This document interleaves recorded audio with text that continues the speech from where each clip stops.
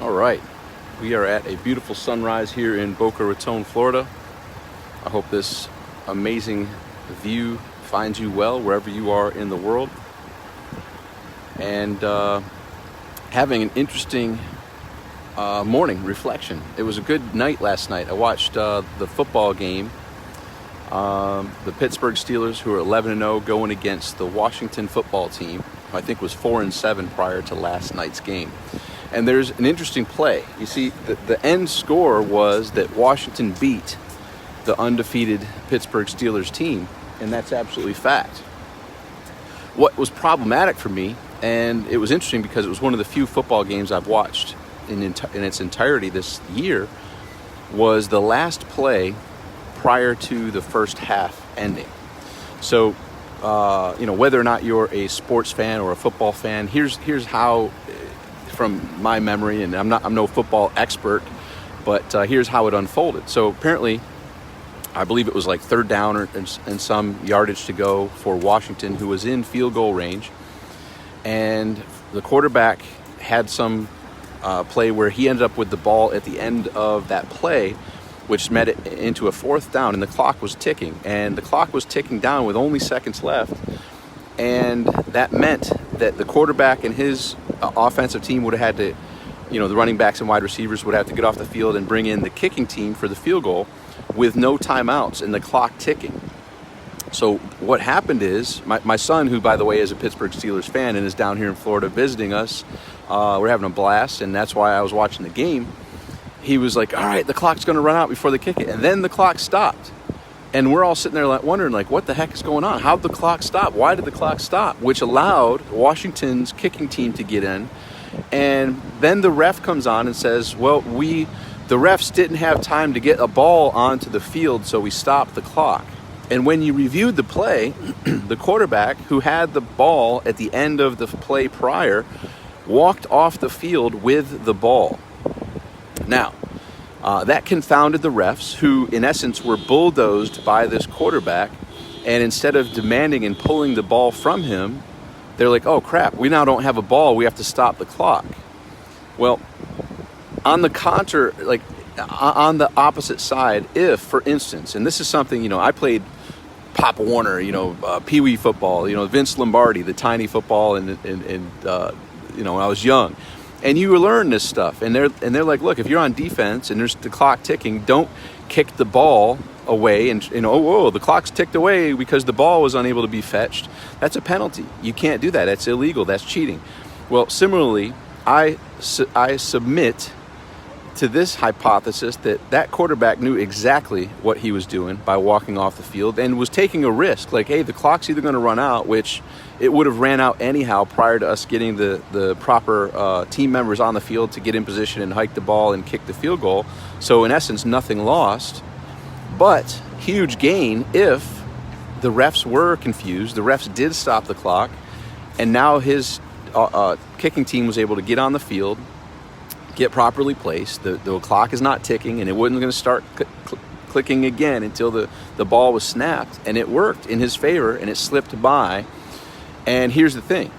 On the end of the day, that was a momentum shift. And anyone in sports knows there's a huge difference by going into the halftime at 14-0 with a missed opportunity at the end where the clock ran out versus that scenario happened and you getting a seemingly insignificant 3-point field goal, right? So they made the field goal with all that, and it was now 14-3. That's what's called a momentum shift. That's what's called a huge, and even my son at the time was like, ooh, that's going to make a big difference in the game. Like, that's just a weird occurrence. And so there's two stances to look at this. One is like, hey, I want that quarterback who's willing to risk it all, who's willing to do whatever it takes to win the game. And I always throw this caveat in with the team members that I work with. Call me old-fashioned. I never want me or my team, and I say my team, I'm talking business and life. I'm talking if I'm playing Uno, if I'm playing cards, if I'm playing any game with my family, I'm not going to cheat. And if I'm on a team, I don't want my teammates to cheat. I don't want to win by cheating. And at the same time, I keep a sharp eye out, and I'd like to engage with people who don't cheat I just don't like playing with cheaters. What's the point if you're playing by the rules and they don't respect the rules, right? So I don't like to play games with people that like to cheat. So anyhow, two takes on this. Someone will say, yeah, that's the type of quarterback I want on my team. I want someone who's willing to do whatever it takes to win the game.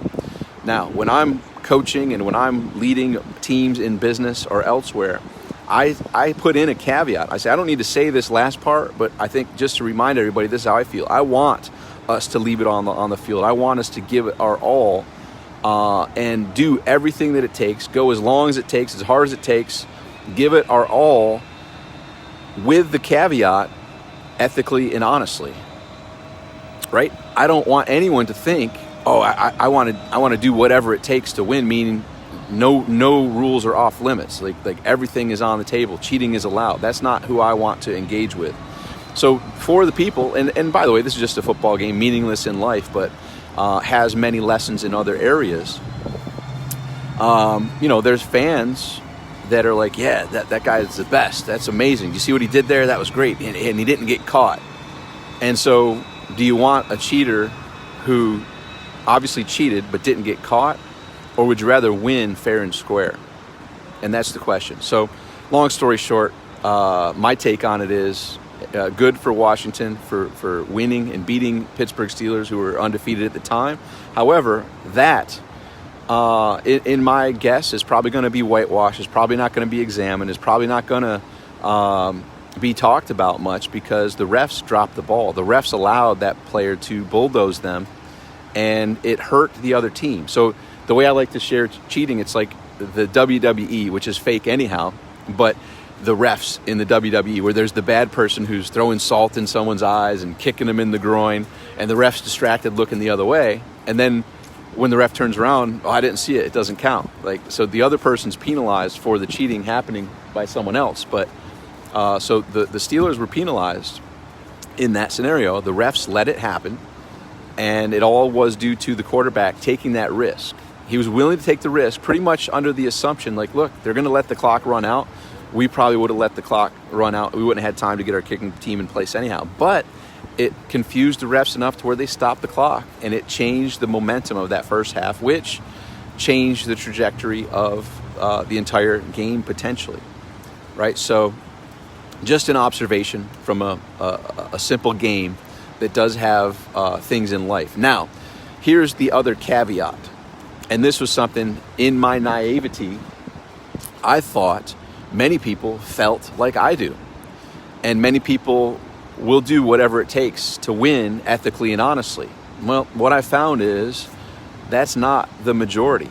There are a majority of people who take into account, doing everything it takes includes cheating. And if you don't get caught, is it really cheating, right? So that's the rough thing that my naivety has taught me, that, and it's happened in cards, it's happened in board games, and afterwards they're like, well, dude, you never saw we were cheating. I'm like, what? You were cheating the whole time? Like, whether it's Uno, whether it's, Monopoly or something like that. Like, well, I don't cheat. And it kind of saddens me that you'd want to cheat in a stupid board game. But, and that's in games. But then when you go in life, there's the naivety that I had that people in business are above the board. People in business are not going to cross that line. And in their eyes, if they don't get caught, is it really cheating? And so I don't play that game, and I don't surround myself with people that play that game, yet I'm observant of it, and I'm not naive to recognize or to feel oblivious that it's not happening. I see it, and I have a very keen eye for it. Similar to if you're playing a board game or something like that, you see someone switching cards or doing something that whether you bring it to their attention or not, you recognize it. And it's up to you to discern in that moment if you say it or not, or mention it or bring it to their attention. But understand and don't be naive thinking that everybody plays above board. Cheating, unfortunately, is a way of life. And sadly, the majority, from my experience and from my perspective, is most people see cheating as part of the game. And that's a sad, sad thing.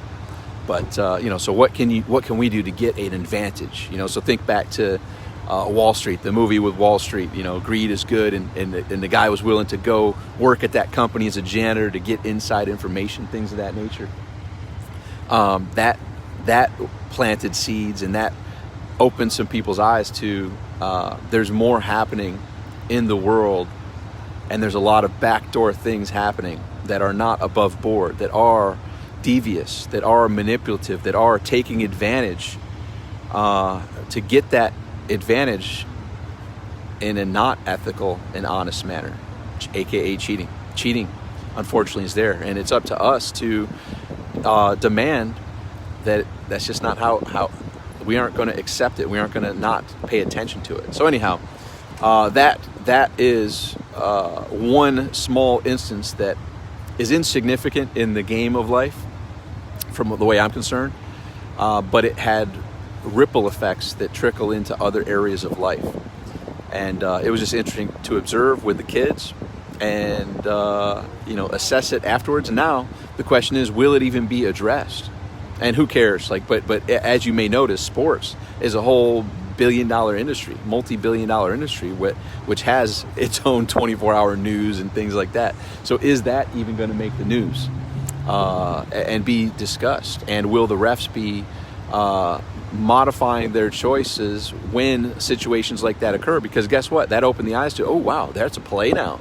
If you just take the ball off, then the refs stop the clock. No. Are the refs going to be updated to say, hey, if that offensive team walks off with the ball, the clock keeps running? That was their choice to leave with the ball, and therefore the clock continues to run down. So insignificant in the grand scheme of life, but it has ripple effects and impacts other areas by how people see cheating and whether it's discussed, whether it's addressed, or shoved under the carpet, as much of the cheating is done in this world. All right, anyhow, keep your eyes open. Don't be naive to recognize not everybody moves forward with doing all that they can ethically and honestly. There are people that do all they can, not ethically, not honestly. I, as mentioned, choose to not associate with them. And so my stance on that quarterback, some people are praising him. I'd be like, well, that one play told me all I need to know about that. I want to trade him. I want to get him off my team. That showed me all I need to know about him, and I don't want him on my team. I don't care how good he is. That showed his character, in my opinion. But that's me. I'm unusual. Carry on. Have an awesome day. Make today great. Bye for now.